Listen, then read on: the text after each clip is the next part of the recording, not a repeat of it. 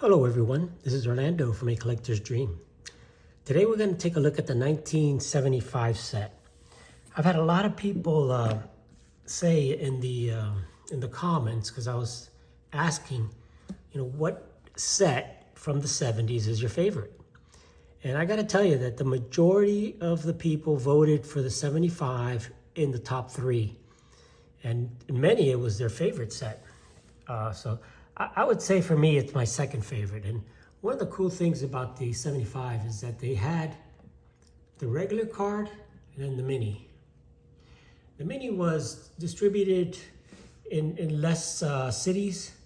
It was kind of a test set, but it wasn't really that much of a test set because they did produce quite a few of them. Not as many as the big card.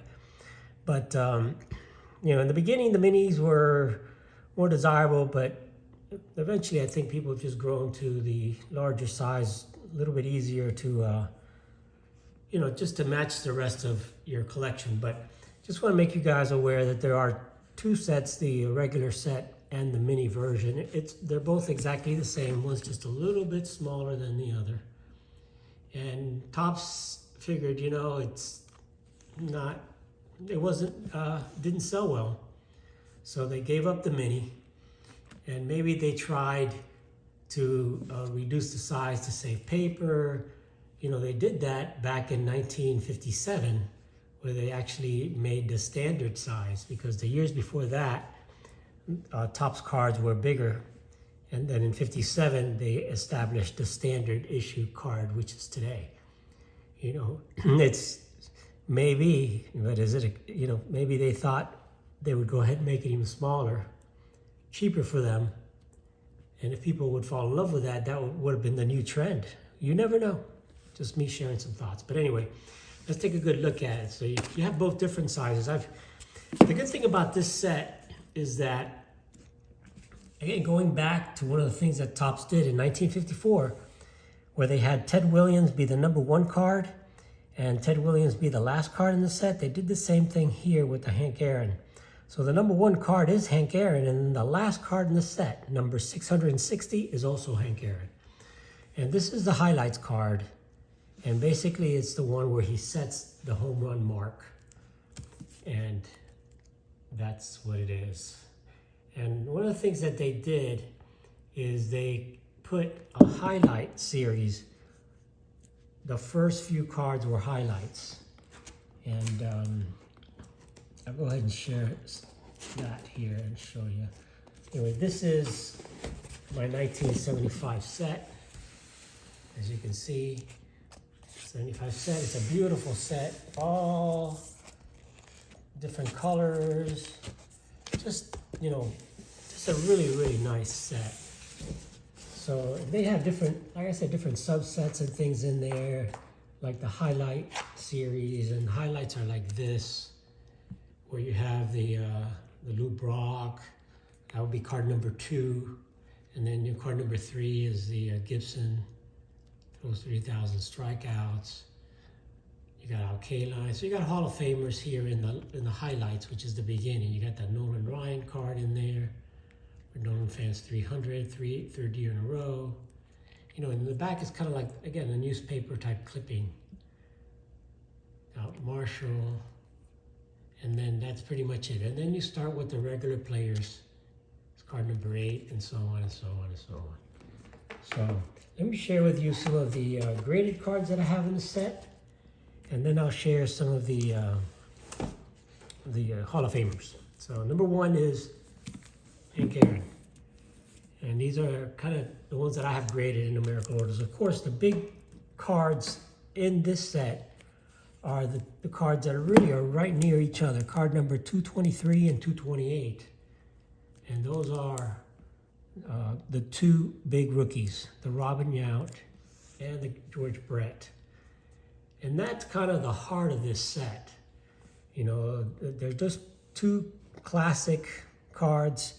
These are cards that, if you have any cards from the 70s, any rookies, these are pretty much the top ones you want at this point. So again, the Robin Yount, just a beautiful card. Shout out to Dylan on that. That's his favorite card ever.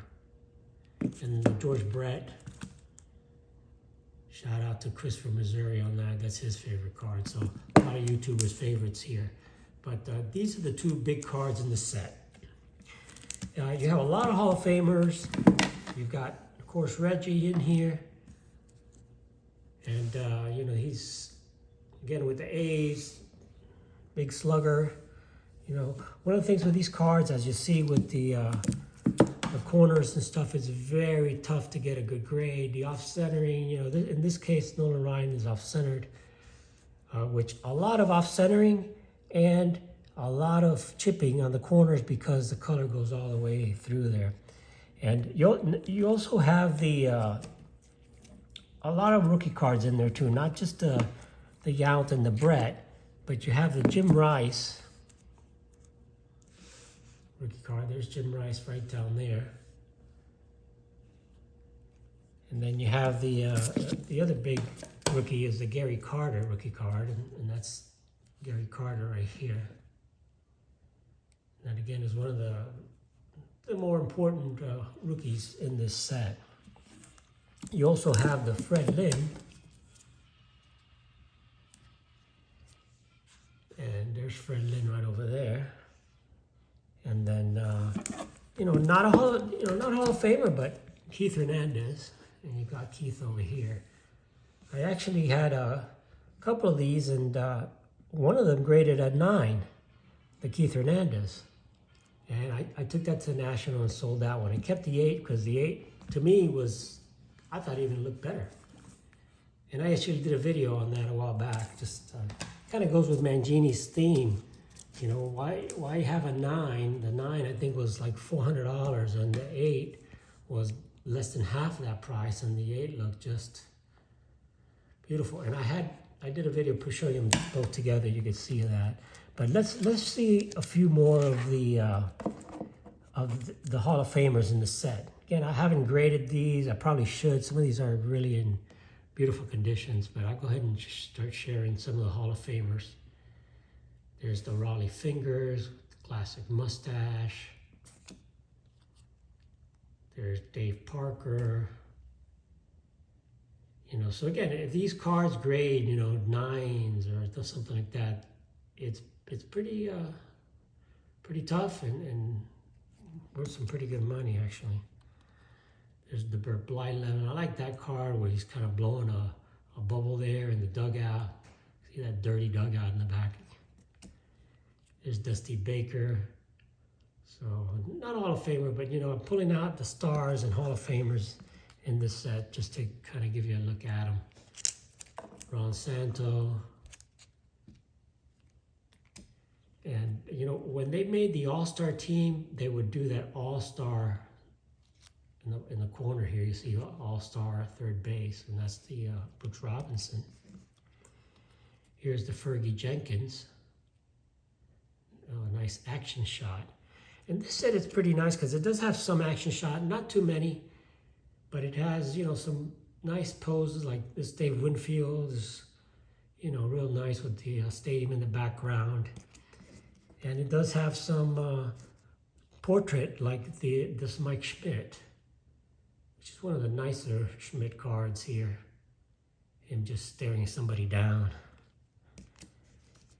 You know, and you got some weird portraits like the Ted Simmons. It looks like some short guy photographed that looking up. And the card is miscut all the way up too. So it's like up and away on that one. There's the nice Carlton Fisk. And you see he's got the All-Star catcher. So he was in the All-Star team. And that's, again, another nice picture in the back. So these are really nice photography they did. Look at the one for Pops, Louis Stargell there in the batting cage. That's a card Mike Hitman would like, batting cage card. Here's the Steve Garvey card. Again, you know, not a Hall of Famer, but, you know, still very collectible to most people, except John Keating. But it's a beautiful card of Garvey, probably taking the spring training back there. And the great Bob Gibson. Beautiful color match on this one with the, you know, the red border and the red name and the red cap and Cardinals. I mean, nice work on that. And most of the time they did get it right. Here's another nice color match there with the Joe Morgan, with the red and the red uniform. And again, he was an all-star, says National League All-Star second base. So just, these are just some reasons why this set is really one of the best sets from the 1970s, if not the best set from the 70s. Look at that action shot there. Again, they got the red on red there, so it's just a nice action shot. And I forgot to mention they also have the facsimile autograph on them. And that's another cool feature that I like to see, that autograph, at least as a kid, you couldn't see these guys. You couldn't meet them much, or see them much on TV even in the 70s. But here you could see them, see their autograph. Look at the color match on that with the green. 2 shades of green, just goes great with that, with the A's. And the backs of the cards are vertical. And you can see it always has a little cartoon and stuff like Topps always done. Here's Jim Cott. There's a great Johnny Bench card right there. Again, the all-star, but just a nice shot of Johnny. Yastrzemski, Jazz in the batting cage. Again, another great pose, beautiful card. I got to get some of these graded. But, I just don't want to spend a lot of money on grading unless I know they're going to grade high. This is Ken Griffey, Sr. Pete Rose. Nice card, Pete Rose. And one of the things to look out for these cards, and a lot of mine don't have it, but there is a lot of print marks. A lot of print marks on these cards. And you want to try to get the solid border. So this is one that unfortunately is not going to grade that high because of that. You want to try to get them to have solid borders and none of the little marks like this Tony Oliva. Again, another nice kind of color match there with the Twins designated hitter, and nice autograph there. And Jim Palmer, another beautiful card there. Jim Palmer there, just staring at the camera. Same thing with Tom Seaver. Nice pose of Seaver. And now you can see why some of this set is such a favorite.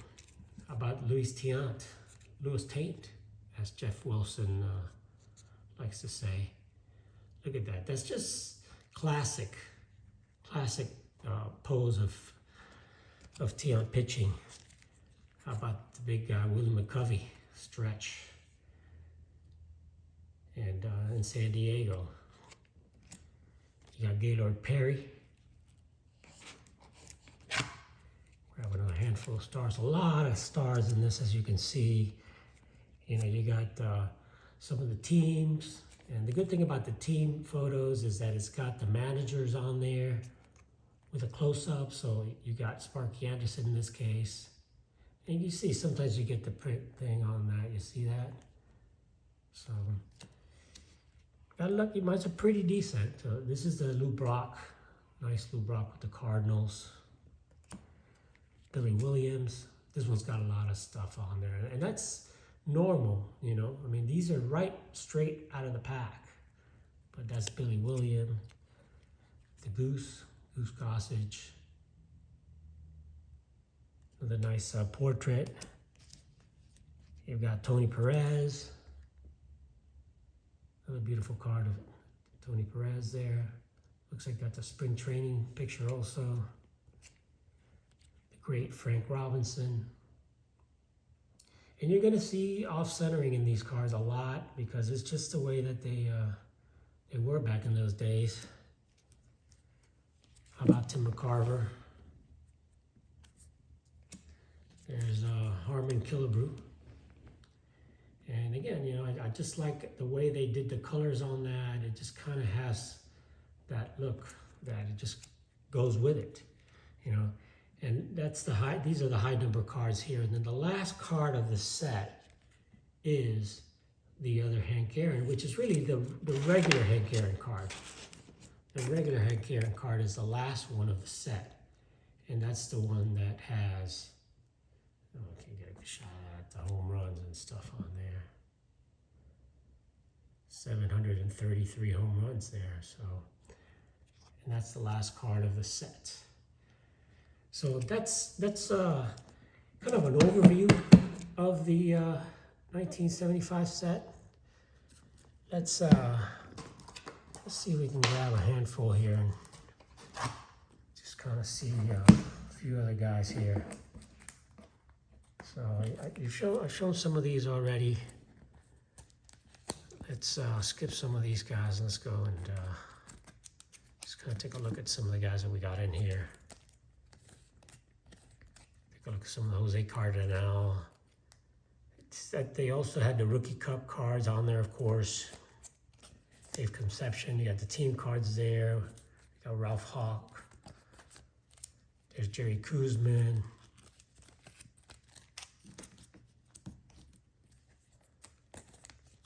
So again, these are just really more of the common guys, but still some of these guys are name guys. But this is what the set looks like. Cesar Geronimo, Cleon Jones, that's for Mookie, the Mets guy. Got Joe Rudy, the Phillies team. There's Tommy John there. Nice portraits. Freddie Patek, smallest guy in baseball. Maybe Durker. So there's the Bobby Bonds is in that set also. And Davey Johnson. So, you know, you got some name guys in there, but it's a big set, 660 cards. There's Willie Horton, Tug McGraw, some great names in here, guys.